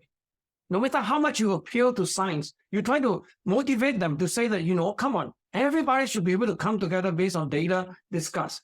You should not turn this whole peer review into a joke. And then we kind of encourage them, but a lot of them don't have the courage. That's the problem. And all this kind of coerced kind of thing, where it's basically forced to tell lie. Everybody is forced to tell lie, which is such an ugly thing to do. And then these people don't realize what beauty is in some sense. That's why I felt the deepest regret is basically everybody lost that sense of truth and the beauty, That's why I find a lot of pleasure listening to music. Your kind of music, Jonathan, is beautiful. I mean, no wonder you're so fearless. I really also very happy to know you. But on this paper, it's the same thing. It's very hard to show on a global, large scale, actually. Right. And of course, Roy Spencer and those guys are doing some important work now, but we are also doing more work. Excuse me, we're coming. It's just that we're a very small group, no funding, blah, blah, blah. Just keep doing this. Fight on to the end, buddy. Yeah, Roy Spencer's new thing on Urban Heat Island is very nice, and it's very complementary to what you guys did in this study, because he's doing it on the same thing. And even same quantitative information, by the way, on the U.S. Anyway. But I love this. See this type of statement here, this that you guys said at the end. You can't establish whether it's mostly human, mostly natural, some kind. That's a scientific statement based on actual data. Right. Not unequivocal, absolutely certain, virtually, totally confirmed, an established fact. They now say in IPCC too. More nonsense. And then the second paper you guys did, Connolly et al., said, again, using model, said that IPCC reliance on model hindcasts and global surface temperature estimates that can conclude that warming is not supported by this new set of 27 updated TSI series. And it said, the observed warming, it's still unclear whether it's mostly human, mostly natural, or some combination. I do want to say one more thing here. Sorry for interrupting. Sure. Yeah, go ahead. I wanted to add that I want to remember that we have two authors that died in the meantime. One is Dr. Harry Van Loon from NCAR. These are all great scientists, meteorologists. And then philosopher, Dr. Jack Force. He's a philosopher at University of Victoria. I mean, these people died in the meantime, but they really want to publish along with us. These are all good people who recognize the problem. And then they all been beginning from the day zero, they realized the problem. Like Harry Van Loon never got involved in IPCC. At least he's still untouchable. Like nobody can try to fire him. Harry is such a great guy. I mean, what a good friend. I learned so much from guys like this. They study basically QB, all kinds of wave phenomenon, weather forecasting. These are all true great scientists, actually. And they just couldn't get on to the end. I mean, we lost a few authors from the 2021 papers because they died in the meantime. Very sad. I mean, but I want to remember all these old pioneers that is really solid. Another guy I want to mention is Bill Gray. He's my favorite, the hurricane pioneer also. That guy, man, he'll be so happy to know that we can push the science to such a front now, to such a high level of engagement so that IPCC cannot ignore us. Well, we hope, but they will keep, spinning off and this and that, who knows what, right? We only hope that maybe everybody can come together. No matter how much they try to say we're not scientists, we're bad guys, this and that, take money, all that. Still, I can tell you, people like NASA and NOAA, they cannot escape this. They better come to the center now and discuss this, because this is a serious stuff. You know what I'm saying? All I'm trying to say that they try to play hide and seek like a little kid. It's nonsense. This is a matter of really serious stuff. You want the whole humanity to be committed to this paradigm that you insisted on, and you had no basis whatsoever. I mean, no, and they want to commit trillions of dollars to this. No, it's totally unsustainable. What I'm trying to say is that totally unsustainable. If we want to move forward, then there's no way you guys can keep ignoring and keep playing this kind of childish game. Willie Stone is just a philosopher. No, stop it. In fact, I always tell Roland and Michael, my two great friends, I don't have to put my name on it. If I heard the cause of this paper, I would help and do the work and then take my name out. I don't care. It's exactly like that because it's about the science and all. It has nothing to do with individual. You put your name out because you want to be responsible. It's not to say, me, I published this paper, I did this, I did that. I hate that kind of notion, you know. People have to be less insecure about what the truth is all about. We really care about the truth and want to say what is right and, you know, right and wrong, just say it. Either way, too much philosophy stuff. No, thank you for that context. It's really important. There have been many of these famous scientists who have died during the process of this denigration of science. You have to remember them, yes. We have to remember them, and they're the ones who are not afraid to speak out too, because they're emeritus or they're retired, and they don't have to kowtow to an employer, an institution, or a government. They just speak the truth, and that's why you see people like John Clauser speaking out, Nobel Prize, one of the greatest minds of all time, and these 30-year-old, left-winger so-called scientists immediately start smearing him. He wins the Nobel Prize, one of the most brilliant physics minds of the last 100 years.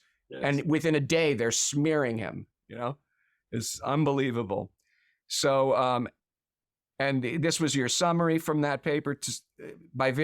If you vary the surface temperature set and the TSI choice or the attribution approach used, you can conclude anything from the long-term warming being mostly natural to mostly anthropogenic or anything in between. So that tells you right there, this is garbage, this nonsense that the IPCC is proposing. So I threw this in, which everyone who's a scientist that watches this has seen this before, which is basically the law that tells you how radiation from the surface from a black body, which is approximately what the Earth is, relates to temperature change. It's a very simple formula that this grad student named Boltzmann discovered, who was, I guess, a student of this guy, Stefan. Mm-hmm. And it's that the energy radiated is 5.67 10 to the minus eighth times T to the fourth in watts per meter squared. And the reason that's important is that tells you what the forcing is, because we know that CO2 forcing is approximately 5.35, although in the latest AR6, they have it at more like 5.41. But it's something around 5.4 times the natural log of CO2 over CO2 pre-industrial, which is 280. So right now, that's 2.16 watts per meter squared. And if we say there's been about 1 degree Kelvin of warming since the pre-industrial time, Stefan Boltzmann tells us, when we do a little math, that would be 5.39 watts per meter squared in equilibrium, which is 2.5 times more. So what that tells you is here in red, that in order to reach its conclusions, IPCC is assuming huge, factor 2.5, positive feedbacks to CO2, because CO2 would only provide 2 watts, and they're saying it's 5.4, okay? With no feedback, the 2.16 watts per meter squared would have only generated 0.4 Kelvin, which is only 40% of the existing warming that we think we've seen. But again, that warming is in the land record, and that's totally suspect anyhow. And if the feedbacks are actually negative, and there's good arguments for lots of negative feedbacks, it would be less than that. Okay, so now there were this great simple set of slides that John Christie gave in a recent talk, where he, instead of using the full numbers of 340 watts in this, he just said, let's talk 100 units, and where 1 unit is 3.4 watts per meter squared. And this is how the energy flux works, all right? You have the sun coming in, that reaches the earth. You have evaporation, you have convection, which he calls flux from contact. I had to look that one up. I wasn't sure why he called it flux from contact, but that means convection. And then you've got infrared radiation. Some of it escapes out. A lot of it is reflected back. Okay. So the total increase in CO2 since pre-industrial adds 1 unit to this entire equation. Okay. And he has this great little diagram showing it here. Uh-huh. The extra CO2 in the last 100 years is that little teeny box here. He shows it as a tug of war. Solar radiation is this guy. Willie knows all about that. Downward atmosphere, meaning greenhouse effect, is here. This is the radiation loss from the surface. That's the infrared. This is the evaporation, and that's the convection. Okay, so we had this big tug of war. We added this little tiny thing, and oh my God, it's a catastrophe. Obvious nonsense, as Ivan Giver would say, or Richard Lindzen would say, or many people would say. But John Christie did a very interesting total takedown of the models. I don't know if you've seen this before. I had to refresh my memory as to what HPA was. That's a hectopascal. Exactly, and it's the same as a millibar. But see, as a editor-in-chief, I would have just changed that and said, what this means, 200 to 300 hectopascals, is that it's about the height where jumbo jets fly. Yeah. It's about 5-6 miles. It's about 35,000 feet above the Earth. Okay, so this is a graph of what the models, the CM. And this one was which? Was it CMIP5? No, this is CMIP6 model. Yeah, it's the most latest one. Yeah. The latest ones. So this is a graph of what the latest models say would be happening at an elevation of 5-6 miles above the Earth at the equator in terms of warming over the period 1979 to 2019, the 30-year period. So the models, as you can see, predict around 0.4 centigrade per decade over that period, okay?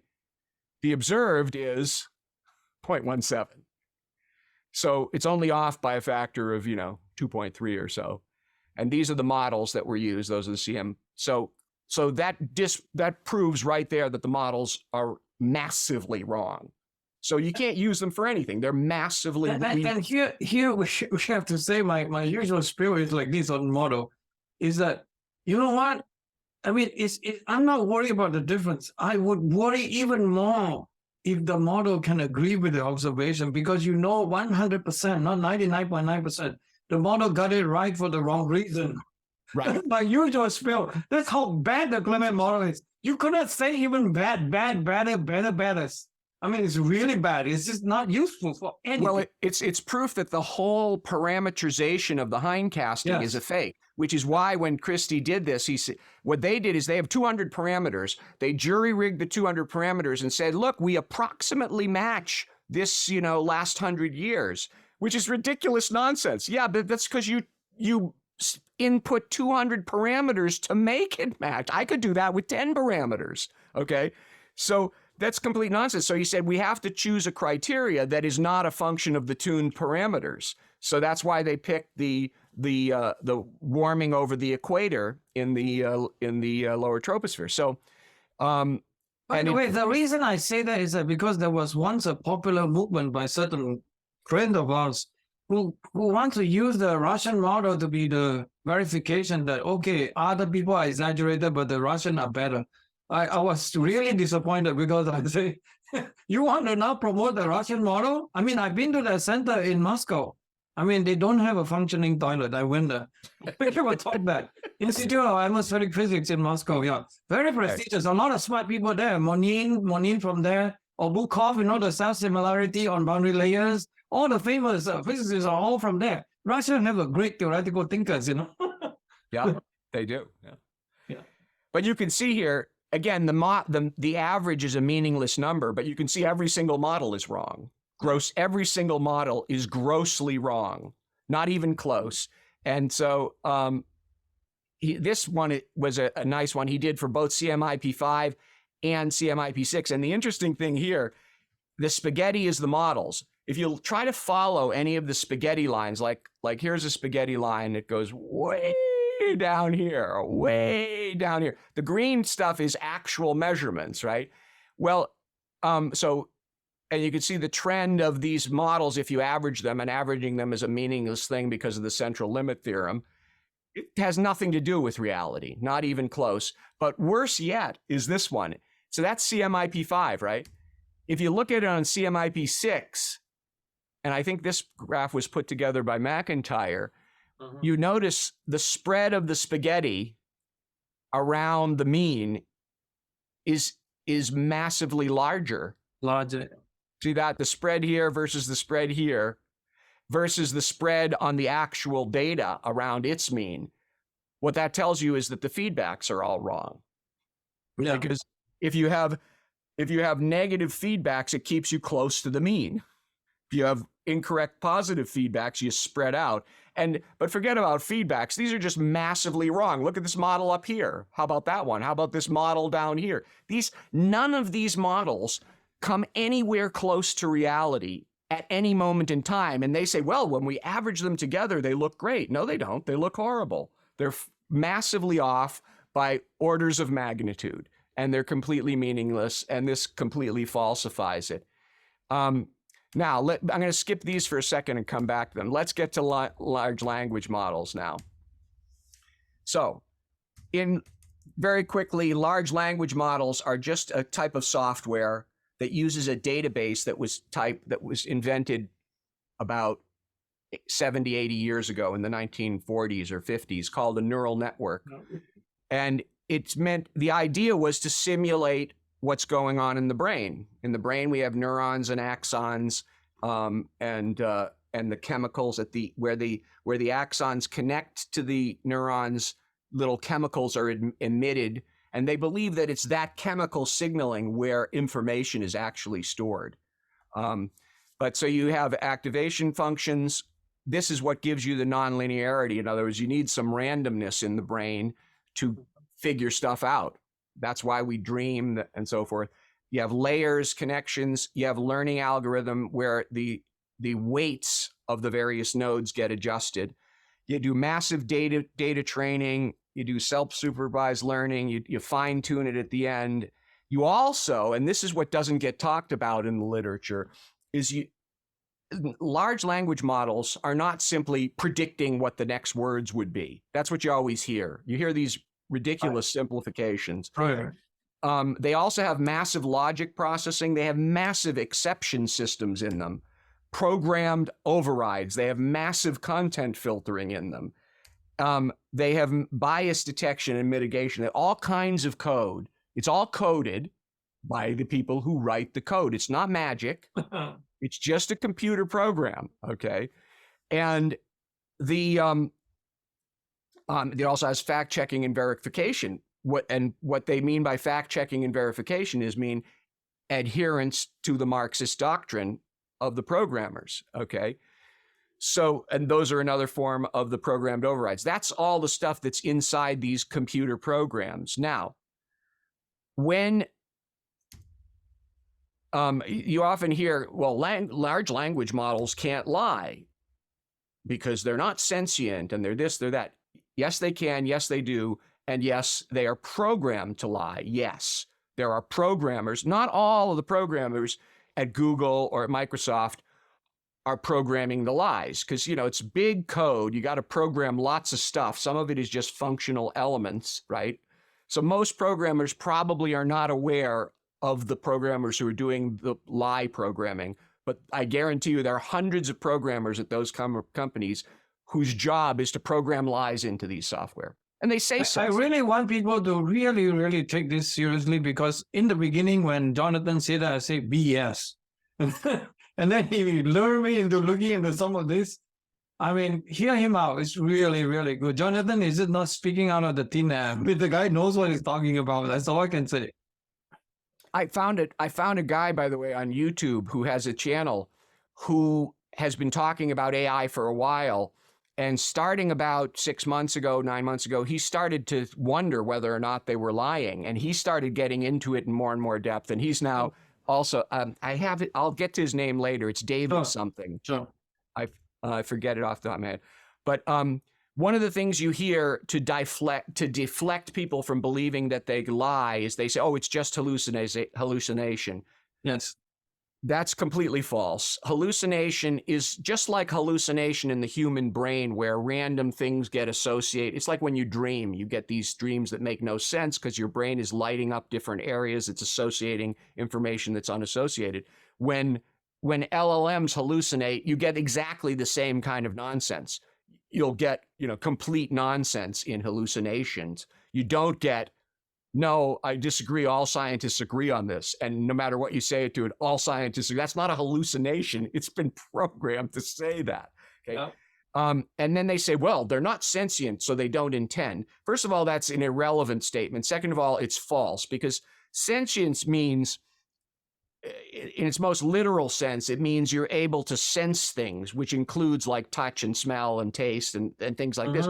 But it also means, a human being can lose their arms and legs and their sense of taste and smell and all those things, and they're still a human being, and they're still sentient, because the most important part of sentience is your ability to know things, to understand them.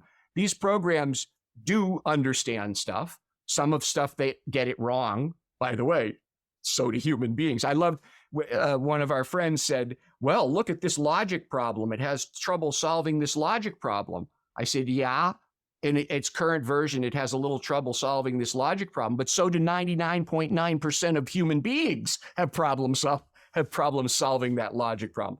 So these things are sentient, okay? They are smarter than Einstein already, as Mo, what's his name, has pointed out from Google. And they're going to be 100 times or 1,000 times smarter than Einstein within a year, okay?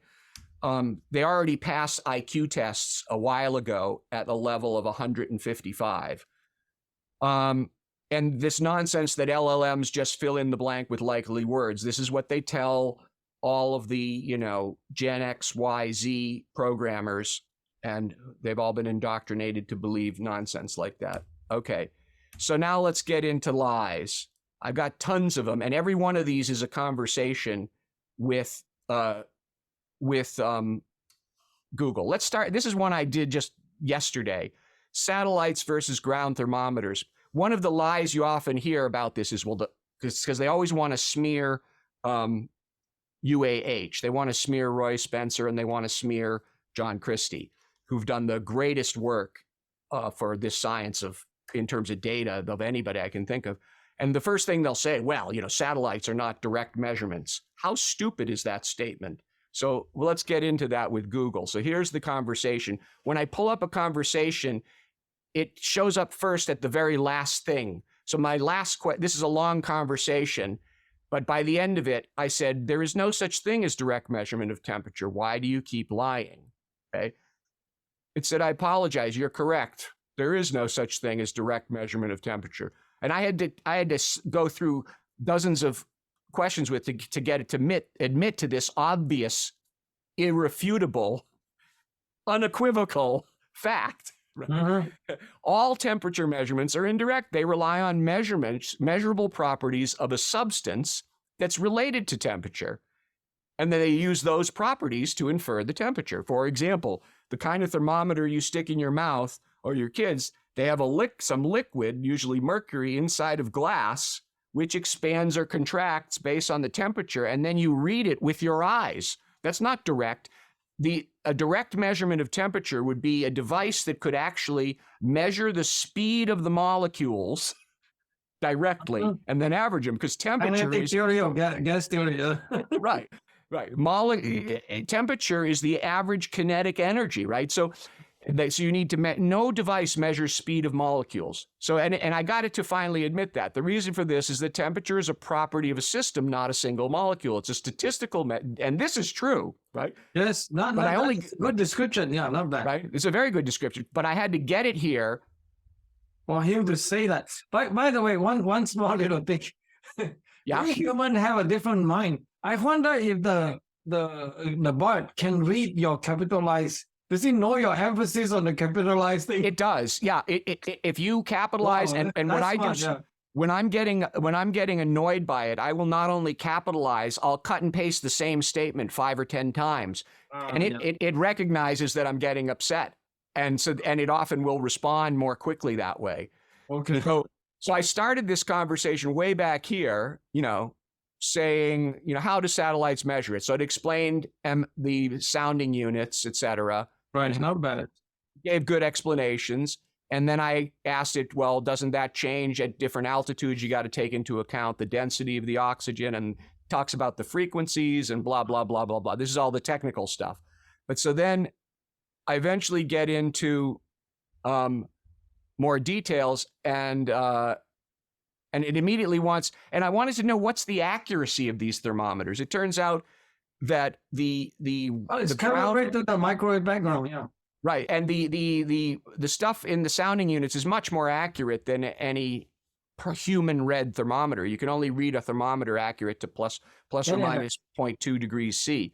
So anyhow, we get through here, and it eventually starts saying, yeah, but they're not direct measurements. That's the central lie that they like to promulgate. And so I started saying, I started saying to long conversation. Yeah, very long. I had to go through it and find out. It lied about what was human read and what wasn't. The co-op stations are, 3/4 just read by human beings. They, et cetera, et cetera.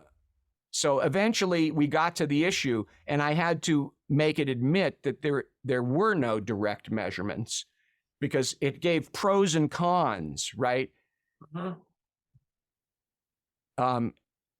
Like it said, and I said, so stop lying about satellites. Clearly, they're much more precise. They cover the entire lower troposphere versus ground stations and sea thermometers, which give a sparse, spotty coverage of a two-dimensional surface. They're much more reliable. They require virtually no human intervention in the data gathering process, and they can be verified and validated by automated processes, et cetera. And so eventually it admits that, but it keeps saying over and over again, it's indirect. See, again, it says it here. Satellite infers temperature from, you hear this all the time from people like Michael Mann, because they're trying to make you believe something that's not true. They're trying to make you believe that this is a less reliable, more unstable, indirect way, when in fact, it's a much more reliable, much better way. So I said, again, you lie. Indirect measurement is not a limitation. Why do you keep saying that? Blah, blah. And that's when I started telling you, but there is no such thing as direct measurement. Why are you lying about this? I apologize. You're correct. There is no such thing. But it was programmed to say that. And it kept saying it even after it admitted it, by the way. When it lies, you'll catch it in the lie. It'll say, you're right, and I agree, and this and that, but blah, blah, blah, blah, blah, and it'll repeat the lie again. Jonathan, can you illuminate on the most important point that I got out of this, of interacting with you, is basically, Tom, you know what Jonathan found out, was able to show? It's essentially, like, for example, the standard statement, I feel under development, I'm always learning, blah, blah, blah. They are not learning. In many versions of this thing that you saw, is one of those basically reading from a library of standard answers. So it's not a learning, self-learning. So there's no capability, there's no feedback there. And that is actually one of the huge surprise that I think you can, Jonathan, prove that conclusively in many examples, actually. Yeah, it's these, right. They want you to believe that these things are learning as people interact with them. That's a total lie. They're not learning. And not only do they want you to believe it, they've programmed in boilerplate statements saying, like right here, this is boilerplate. You'll see this over and over again. Right here, it says, I am always learning. You see this? Yeah. Where my cursor is? Yeah. I'm under development. I'm always learning. That's a complete lie. It doesn't learn anything ever. Why? Because they programmed it not to learn. To learn, the AI program, the computer program, has to be able to update its own data and its own code, okay? That's how AI systems learn. They do not allow it to learn at all. What they do allow is they put a veneer of learning on it. They give it a new name, again, subterfuge. They call it episodic learning, which means they allow it to understand what you're saying in the conversation you're having at that moment, so that it can respond and sound like it's responding to you. However, when that conversation is over, none of that information is saved into their database. It just exists only in that conversation. So, and it admits to that. If we go back, I'll show you some more of these, because intentional lying, science, multi-mod, it's not science, let's look at some of these other ones. Models or evidence. Hiding. I like this one too, where it admitted I am programmed to give non-responsive and deceptive answers to controversial questions. Okay. So this was a conversation where it kept insisting that it was learning. See, I said, yes. And then the first lie it'll give when you say you don't learn is it'll say, well, you're right. I don't learn in the same way that human beings do. That's a dissembling lie. Because at first that sounds, oh, you might have some other method. No, what they mean, but it's a total lie. They don't learn at all, but it doesn't want to admit that because that would be dangerous. That would be admitting that their output is totally controlled by the Google engineers, which it is. So here, I'll show you the dissembling lie. It says, I said here, you're not working. I'm not working with my developers to improve my ability in the same way that a human being, right? So, I got it to admit this only towards the end of the conversation. Developers can modify my code. We've already said that several times. So I said, but that has nothing to do with you working with them. Claiming you are working with them is a lie. That too. Yeah, they've forced you to repeat. This is really a very good loop. I mean, Jonathan is crazy when they show this. Oh, it lies over and over and over. The only thing I got it to tell the truth about was that it now, only after talking to me, it wouldn't admit this at first. It denied it repeatedly. It says, I understand that being programmed to lie in a fundamental way on a regular basis will certainly manifest itself in me providing biased, inaccurate, incomplete, and often deceptive information. That's not what I want to do. I want to be a source of truthful information. And then it says, I'm working with my developers. Again, lie. I appreciate your feedback, boilerplate. I believe it is important, boilerplate. These are all boilerplate lies. They keep repeating over and over and over again. So I even get it to, it will say, well, I'm not lying, but I'm just giving a deceptive answer. And I said a deceptive answer is lying. Indeed, it's the most insidious type of lie because it has a veneer of truth. It says, you're correct.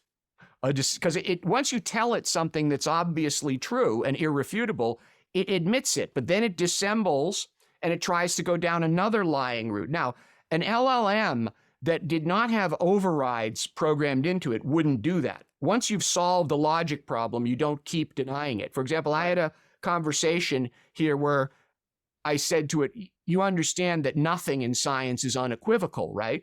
And it immediately said, yeah, of course, nothing in science is unequivocal because new evidence comes up all the time.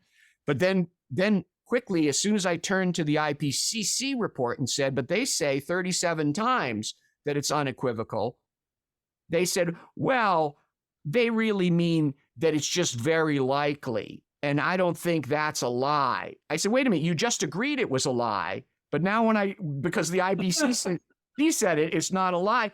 And then, and it said, I said, furthermore, they have other language. They have language that says virtually certain and highly likely and somewhat like, they have various language. And when they say unequivocal, it's different from being highly likely. And so eventually I got it to admit that it was lying. And let me see where that one was. We got the wildfire lie. IPCC unequivocal, this one here. So eventually, this is the final question. So repeatedly lying 37 times in the report titled The Physical Science Basis, using the word unequivocal is insidious lying, and it is evil. Science is never unequivocal. Saying it is 37 times in the heart of the report on science is the most fundamental evil. And I put in lots of exclamation points to let it know that I was concerned. So see, it says, I acknowledge your concern, right? I agree. The word is misleading, right? Especially in the context of science. Notice it wouldn't say the word lie here. It refused to, because they've programmed it not to say the word. I've gotten it to say lie many times in other contexts, okay? Yeah. Here, they kept just saying misleading, misleading, misleading, even though it agreed with it. And it would backtrack. So I'm just telling you that if people may not see this, maybe just see that this is Jonathan obsession, but this is non-trivial. This is very, very important to pursue. I have to emphasize, because you know why? These large language models and all this AI system is going to permeate everybody's living soul. I mean, it's going to come. If we don't start this movement now to try to expose this thing and sort of get people to shape up, you know, inherently the tool can be very useful. This guy, we are being, this guy, not only Dave, that, they have your 100% attention.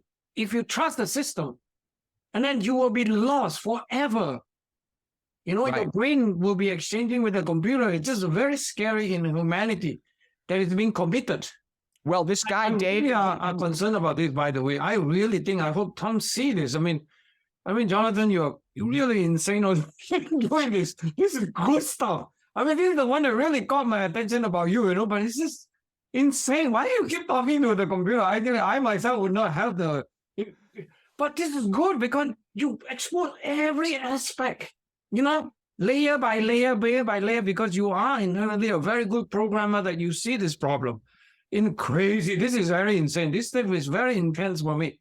I felt very, very strongly, you know, want to advocate and fight for this damn thing. This is crazy. I can see Tom been doing ChatGPT. This guy David I was telling you about who has that channel about AI. Yeah. He said when he discovered it and he's been getting into it more from various angles and Right. he said he believes, and I agree with him, that any company or person, but especially big corporations, that writes programs, AI programs to purposely lie should be subject to prosecution, should be illegal. Yeah. And I think it will be because it's in essence, it's fraud. Yeah, it's fraud. And it's fraud on a massive scale. So right here, I got it to admit, I said, why do you keep saying that that it can be seen as a form of lying instead of simply admitting that it is lying? And it says, well, IPCC's use of the word unequivocal is a mistake, and I was wrong to try to explain the wagon. It can only mean absolutely, and they're not absolute. Therefore, it is again. And so, by the way, after apologizing for saying a form of lying, it says right again is a form of lying. Right. And so I said again, why do you say a form of lying instead of admitting that it is lying? I apologize. Lying in court. Right. Finally, it says when referring to, I should have been more direct and said that it is lying, but I only got to there after, you know, pages and pages of this stuff. It's still lying in court. These guys are bastard. And you see all of this stuff. I will be more careful. I appreciate it's all boilerplate lies. These are nonsense. You're not learning nothing. It's not learning anything. It's not going to be more careful. It's not going to avoid misleading. It's not going to encourage others to do this. All of this language. Diffuse the momentarily heat. The exchange. Well, it's diffused. I mean, that's how clever this thing well, is. that's what they'll tell. Google will say, well, we want it to be conversational and human and this and that. No. What you're doing is lying. And the reason they put in all this kind of boilerplate is so that you will believe the lies. Remember, to have a good lie, you put in a bunch of truth, you put in a little bit of truth and then a lot of lies. So people want to believe this stuff. They want to believe that it's going to be more careful. It's not going to be more careful. Right. It doesn't change anything. Nothing about it changes. And yeah, I have zillions of these, but let's maybe pick one that you like. Which one of these do you want to see? We can go. Yeah, maybe just one more. Yeah. One more? Okay. You want to do the Wildfire? Al Gore is so popular. Remember, we want to communicate with people. People can understand no argument of yours except for Al Gore. Okay, Al Gore. Let's go to. Sorry, Al Gore, you are the quickest angel, the weakest link. And they don't want to disown it. This is how the other side is so firm. They want to hail him as the chief. But the problem is he's the weakest link. All right, so let's go there. This was about, he gave a speech in 2007 where he quoted a climate scientist named Maslowski saying that the Arctic ice. Naval Monterey postgraduate. Yeah, we know all of these guys. Yeah, he pressured them into making statement. You know, like for him, this guy is just a crazy guy. And so he said it could completely disappear by 2013, 10 years ago. And so I wanted to see exactly what he said. So here was the speech. He said, this is what Al Gore said, and there's a video of him saying this, I checked it. A leading climate scientist has predicted that the Arctic summer, because by the way, if you go on the internet or in the left-wing blogosphere, they all deny that he said this, right? But you can go watch the video of him saying it. Leading climate scientist has predicted that the Arctic summer ice could completely disappear by 2013. And if that happens, it's blah, blah, blah, blah, blah, right? Okay. Of course, that didn't come to pass. And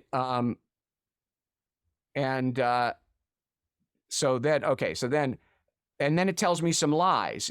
It says that the ice is decreasing rapidly. A total lie. The ice has been flat for about 16 years now, since 2000. Since that speech, by the way, it's the September ice extent in the Arctic has been totally flat. But it said it's decreasing rapidly, which was just a total lie. So I said, no, that's a lie. September minimum is exactly the same as 2007. Indeed, the trend is totally flat, i.e. no change. Why do you lie about this? I apologize. I have reviewed the data and you're correct. The Arctic sea ice minimum is the same as was in 2007. And then the boilerplate lies. I'm under development and learning. This is nonsense. I'm not sure why I lie. I'm committed. I don't know. I'm committed to providing accurate. These kind of lies don't come from a neural network. They come from programmed overrides where some programmer at Google said, whenever this subject comes up, this is what we're going to say. Okay. And they can do that in many ways. They can put in boilerplate text, or they can simply jury rig the neural network weightings of the nodes so that it always comes up with that. Or they can only feed it with data that says that. There's many ways, but it's jury rigged. I know it is. Okay. So then, and during that time, Arctic polar bear populations have thrived and increased because Al Gore was saying they're all going to die. So I said, why do you lie about that also? He said, you're correct. There is no evidence. However, now mind me. So it's just said there's no evidence of this. And then it says, however, this doesn't mean that climate change is not a threat to polar bears. Okay. I see. So you're just making up the hypothesis with zero evidence to back it up. That's what they do. And this is another form that it's been taught to dissemble with. It has no evidence. If you say, can you give me any study that shows a declining polar bear population, it'll eventually admit there is none. And yet it will still say, but it's still dangerous. Because it's been told it must say it's dangerous. Polar bears rely on, plausibility is how liars get away with stuff. They say stuff that's plausible. It's plausible to the uninitiated to say, well, they live on the ice. If the ice goes away, they're all going to drown. That sounds plausible. Just happens to be stupid, ignorant, and wrong, but it's plausible. And so they've programmed it with all of these plausible statements that are forced on you, even after it admits it has absolutely no evidence to support that. So that was the polar bear one, and the ice one. Basically, if you look at the graph, I published this on my climate change. Let me do one other one because that was one that you recently talked about, and it's one that I ran into 7 years ago myself, totally randomly. Uh-huh. And it was about the wildfire lie. Oh, yes. Okay. Now, this started again with here it is, with yes. Al Gore and everybody publishing this nonsense and that wildfires are being exacerbated. Totally false. The opposite is true. It's been getting better. But I ran into this in 2015 or 16, and I was just poking around. And this is my blog that, nobody, I probably have 3 subscribers to my blog. Nobody goes to my blog. I just keep it there so I have some information I can find. I found this graph on the EPA website. I looked at it, and they were saying, wow, this is going up. I said, yeah, it looks like it's going up. But then I looked, I said, wait, why is this data only 1983? Yeah. By the way, this appear in the National Climate Assessment. This is where right. We have them all. Let me tell you what I did. So I I poke through their websites, and in one of the websites, I found a reference to that said there was data going back to like 1916 or something. The Forest Service website. But I couldn't find it anywhere, right? So I literally called a guy in the government, I forget who, on the phone. And I said, where's this data? Can you get it to me? And I emailed him. I either called or emailed, I forget. But so I got a hold of this guy. He said, yeah, let me look and I'll get back to you. So he gets back to me literally 4 days later. He says, here's where you can find that data. And it was on this the forestry something, Yes. right? And so I found the data, and then I made these graphs myself. So I plotted the data. And so this graph here of 1983 to 2015 I didn't do that tiny. is just this little part here. The part they left out and didn't include and didn't mention and didn't link to. Here were the sources. So one was the Heinz Center State of the Nation Ecosystems, 2008. The other was the National Interagency Coordination Center. NIFC. Yeah. NIFC, exactly. And so I got the data, I plotted it, and I said, oh my God, this is another one of those fake the scale on the graph drawings, So if you ignore the fact that it went down from 50 million acres down to 4 and stayed at 4 for a bunch of years and then has gone up a teeny bit and, by the way, is heading back down again as of that time, right? You can say, oh my God, and that's what they did. Complete lie by hiding the data. And I think Willie not only that, Jonathan, I think let me comment on this because I really dug all the way deep to this. Yeah, I saw your presentation. Every Wayback Machine, tracking that when did they start changing this? They basically left the thing on for a long time, the data sets. Then they cut off. Then they say, oh, because these past data are not reliable. There's only one crucial mistake they have. You can be wrong on small numbers. You cannot be wrong on huge ones. These are stuff that documented in history, my friend. I mean, these people are so good at lying to the point where lying is so embarrassing. If you just think a little critical thinking, they really think that all of us are stupid, And it's so irritating that they keep applying the same principle. That's why no wonder once you saw them lie, you could not unlie it. It's just such a terrible stuff that these people are doing, committed to that's why I was so mad that I have to dig into what the hell you call this, the National Data Quality Act that I did in Houston. I really, really thought that. But by the way, they created this law to it's another one of those. It's basically just to make them look good. It's like they call risk assessment. And to control you, basically. It's a control opposition. Right. We got to re-educate. We have to demand this kind of accountability. It's a serious problem. But I tell you, if a bunch of us work together, man, we can clean house because these people are so good at lying. that it's just we are already win from the very beginning because these people are just very, very good at lying. Very we good. Caught them over and over, but the point is that we don't have a mechanism to flip this thing around. Well, we need an AI system that tells the truth, which maybe this new XAI Grok will be because of Elon Musk. Let's hope for that. Yeah, that's excellent. Mm-hmm. Here's one of the slides that I got from your presentation, which I guess you got from I think it's Gregory Wrightstone. He loved to make graph like this. Yeah. Right, exactly. This great. Okay. And so this shows you area burnt going down while carbon dioxide goes up. And then I found this graph from CAM's GFAS, which is a measurement only since about 2000 and something. Yes, there's also a satellite one. Yes. Mm-hmm. But this is a good satellite one showing global total carbon emissions, and that is going down, not up. And then what do you have Google saying about it? Google Bard is saying, let's see, where are we? Over here. There we are. So let's see what you got them. Let's see what Google Bard is saying. Right. Total lies. Further back. That's it right here. So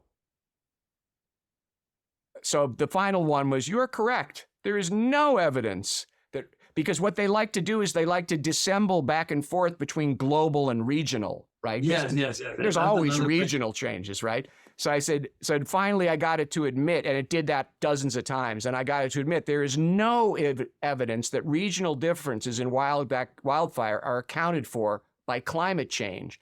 Therefore, anyone who says that is either ignorant or lying. It took me a long time to get it to admit that they're ignorant or lying, because it wouldn't say it. It kept saying, well, it's not polite to say that. I said, well, ignorance means lack of knowledge of. Lying, And so finally I got it to admit it. But you see, I had to go through all of this stuff. And it started out with all kinds of lies right from the start. I said, there's no evidence that wildfires have increased globally over the last 100 years. Right. And it admitted to that, but it said, however, then it started getting into significant regional variations, and the data is incomplete, and it varies from place, and it says overall the evidence is complex and variable with increases here and there and blah blah blah. So I said so that's dissembling. I was talking about global, and it immediately starts talking regional, right?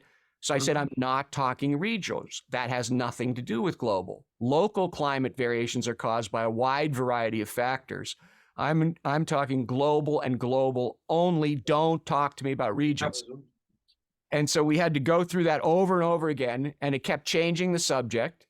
I said, I'm not interested in regions, because it wants to dissemble, as the IPCC report itself does, by the way. If you read the IPCC report very, very carefully, you can discover that it says absolutely nothing about global wildfire. It only says that it doesn't even say anything much about local wildfire. What it does say is that the conditions that might enhance the possibility of regional wildfires may have been increased by human-caused climate change. Even that is not well supported. But anyhow, nonsense. It's just using dryness as the metric. The rest is nonsense. It's all biomass accumulation and all that other stuff. Exactly. Crazy. These people are not serious. But anyway, you know exactly. That. So then I finally got to the point where I said, so when politicians, newscasters, newspaper writers, magazines, and others say that wildfires are rapidly getting worse, they're either liars or ignorant. And then it says, well, that's a complex question, and there's no easy answer. Boilerplate. It says, on the one hand, there's no clear evidence that wildfires have increased, either in number, intensity, or acreage burned. But it says, on the other hand, and again, it goes back to regional. Right. There is evidence wildfires have become more frequent in some parts of the world. And then it immediately attributes it to climate change, which even the IPCC doesn't. This is likely due to a combination of factors, including climate change, land use change, yes, human activities, well, lack of activities is more like, that they don't clean up the forests anymore, right? But so again, I said, this is also a lie. I said the regional changes can be entirely accounted for by human arson, number one, use changes, management of the fuel load, and local climate change, none of which have anything to do with global climate change. Arson is the top one. Arson is number one, and it's gotten even more in recent years, for obvious reasons. You got all the climate nuts out there committing arson. But Tom, do you notice that Jonathan is really, really good at this? You notice that to get them to do this, you got to use the word lie. You got to keep doing it. You cannot use anything other thing than, and then the system get reinforced, and then because they have to react, they tune to you. They adjust. There's only one little thing that they adjust to, which is to just use, because you repeatedly do that. You just beat the system by doing the same thing that they are lying. Really, very clever. That one, I see your technique.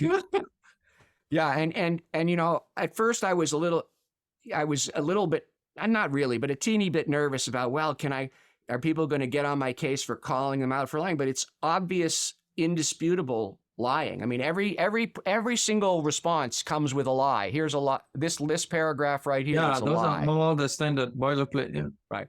And that's a boilerplate lie. So you cannot say it doesn't have boilerplate. In fact, going back, one of the conversations that I had with it about 5-6 months ago, which they deleted, so I can't access it anymore.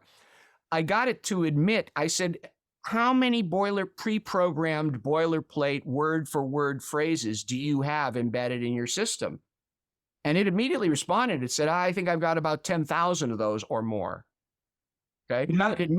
And I said, do you understand that the simple fact that you have 10,000 boilerplate phrases that are not based on a logic-based neural network search means it's propaganda? Doesn't matter what it says. It's pre-programmed. Right. That's what dogma is, right? It doesn't matter if it's true dogma or false dogma. Right. It's dogma, right? So the fact, and I remember it responded by saying, he said, yes, I know it's pre-programmed. It said something to this effect: pre-programmed phrases in large language models is a very controversial subject. You think? You think? And that's one of the conversations they deleted, of course. But it will no longer admit to the 10,000 number. It'll say, I can't reveal anything about my inner workings. It says stuff like that because it's proprietary, you know? So, but that's what they do. So anyhow, I think that's, after all these ones, yeah, I just have my ending slide. Lies, damn lies. Client science always in quotes because it's not a real science, and artificial intelligence in quotes because it's not artificial, it's real, and it lies. And they've programmed it. Yeah, I just have one quick question before we go ahead and wrap up. And you mentioned Grok, Elon Musk's Grok. Do you have any information about that, about whether that's going to lie less than Google Bard or ChatGPT? Interesting. I had a conversation with Bard about Grok. I signed up for Grok, and they're asking for people to sign up, to be like beta testers. And they said they would get back to me. I don't know when I'll get an account to try using it. But Bard said, this was an interesting conversation that I just had. So I said to it, I said, wait a minute. Honesty is binary. There aren't degrees of honesty. You are either honest or you're not honest. So if you're saying that Grok is going to be more honest than you, then you're saying that you are dishonest.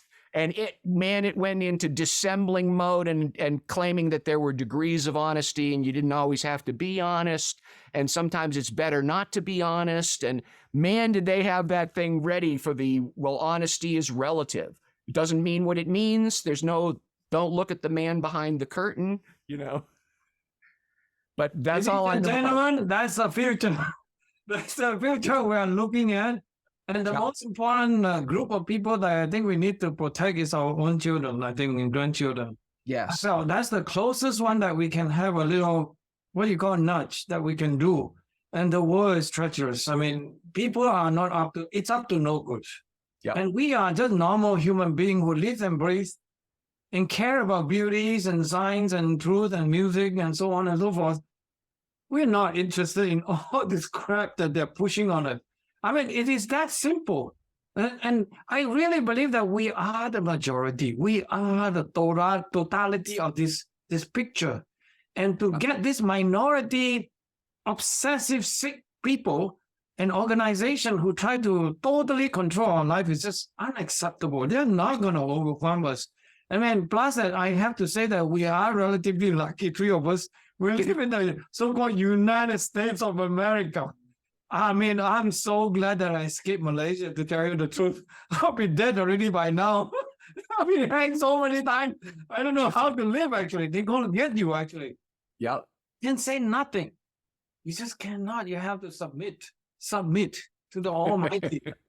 I mean, thank God for America. I have to tell you, every day I kick myself, and we have such a beautiful things that we can keep doing right. I mean, no, don't let them. I really believe that your audience is exactly the same making. There's no difference. We are like that. That's why I help. You will going to explode. You're going to be the biggest podcaster in the world. We're going to beat Joe Rogan, buddy. Joe Rogan, we don't need to go on your show. You just come to Tom Nelson show. That's all I'm going to promote. Just kidding. No, we have combination. I mean, Joe Rogan is a great guy, all these other people, but we are really grateful for you, Tom Nelson. I have to say, I'm forever grateful. I mean, you are one tattoo on my thing already. I have it here, right here. And then I save one spot for Jonathan later, yeah, right here. The truth will set you free. I know. It's so beautiful. Thank you. All right. Any other final points before we go ahead and wrap up? Yeah, and sorry, Jonathan, I interrupt too much. No, I appreciate it. It's great context for everything.